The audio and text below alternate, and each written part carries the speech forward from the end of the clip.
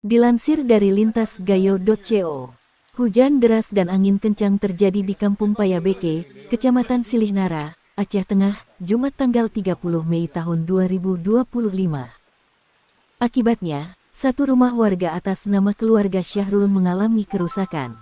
Demikian disampaikan Kepala Pelaksana Badan Penanggulangan Bencana Daerah BPBD Aceh Tengah, Andalika.